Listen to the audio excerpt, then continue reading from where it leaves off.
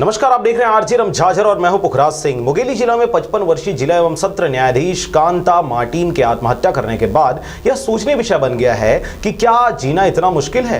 यह बात इसलिए भी सोचना पड़ रहा है क्योंकि इससे पूर्व भी उसी बंगले में एक और जज ने आत्महत्या की थी। एक के बाद एक जजों की इस प्रकार से आत्महत्या करना न्याय के पेशे को अन्याय बना दिया है। आइए देखते हैं आखिर क्या है पूरी सच्चाई।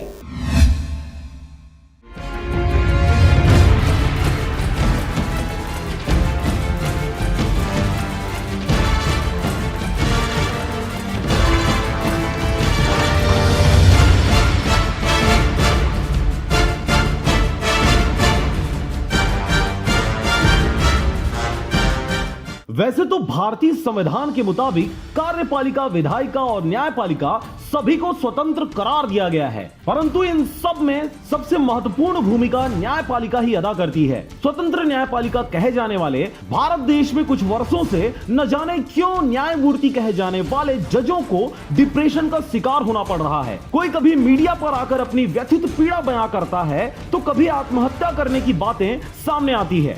क्या सच में न्याय देने की यह कुर्सी इतनी पीड़ादायक होती है कि जज रूपी न्यायमूर्ति को खुद ही अपनी इहलीला समाप्त करने के लिए बाध्य होना पड़ता है, या फिर बात कुछ और ही है। जी हाँ, मुंगेली जिला में हुए एक ही सरकारी बंगले में 2 जजों की मृत्यु, और वह भी आत्महत्या समझ से परे है। आपको बता दें कि इसी बंगले में 10 वर्ष पूर्व भी एक एडिशनल जज अमृता संजय लाल की मृत्यु आग से जलकर हुई थी। बहरहाल मुंगेली जिला के करही स्थित सरकारी बंगले में 15 नवंबर को सुबह जब सीजेएम कांता मार्टिन से मिलने पहुंचे तो गेट नहीं खोलने से पुलिस को सूचना दी गई।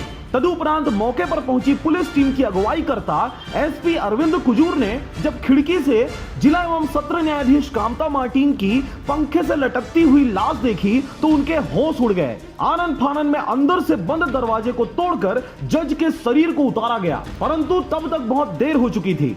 अपने ही साड़ी से बेड ऊपर टेबल रखकर पंखे में लटकी न्यायमूर्ति कांता मार्टिन की जीभ बाहर निकल गई थी। गले पर फंदे के निशान और नाक से बहता हुआ खून अपने पीछे बहुत से सवाल छोड़ गया था। इस दौरान पुलिस अपनी कार्रवाई में जुटी हुई है। सरकारी बंगले में करीब 1.5 साल से ड्यूटी करते अकेले मुंगेली में रह रही जज कांता मार्टिन की मृत्यु की खबर पाकर पूरा जिला शिहर उठा है।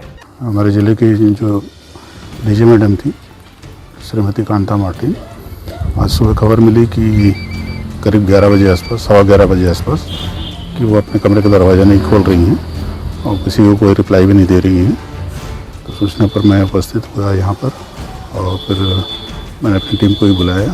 थोड़ी देर बाद मैं बाजू की खिड़की से झाँक करके जब अंदर देखा तो उनको पंखे से लटकता हुआ पाया। बाद में दरवाजे खोल के अंदर घुसे हैं। पंचनामा कार्रवाई हो गई है और शेष कार्रवाई जो भी है वो होने शेष है, थोड़ी देर में हो जाएंगी। ऐसा कोई नोट हम लोग को नहीं मिला है अभी। एक लंबे अरसे के अनुभवी जज कांता मार्टिन मुंगेली में लगभग 1.5 वर्षों से अपनी सेवाएं दे रही थीं।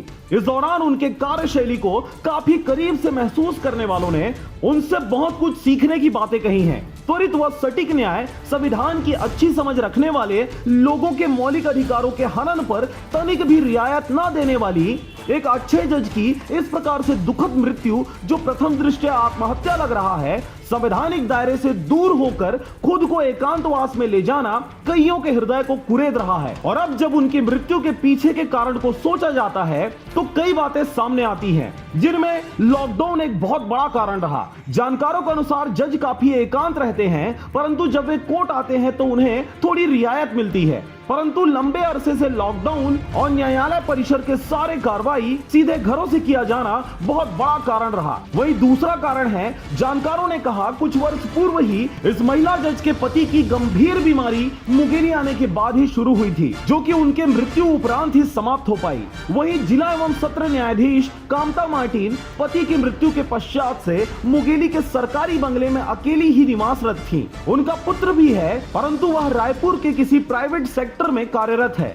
घटना उपरांत उसे जानकारी दी गई, रिपोर्ट के आने का इंतजार है। वहीं पुलिस अपनी जांच की कार्रवाई जारी रखी हुई है। यहां पर हम एक छोटा सा अपील आपसे करना चाहते हैं। कामकाज, जिम्मेदारियां सब अपनी जगह जायज हैं, परंतु जान है तो जहान है। कोई भी समस्या या परेशानी आपके जान से ज्यादा कीमती नहीं हो सकती, इसलिए किसी भी बात को लेकर इतना ज्यादा हताश व परेशान ना हो। समय गतिशील है, बुरा वक्त के बाद अच्छा वक्त भी आता है। इसी आशा के साथ खुशी खुशी अपना जीवन व्यतीत करें।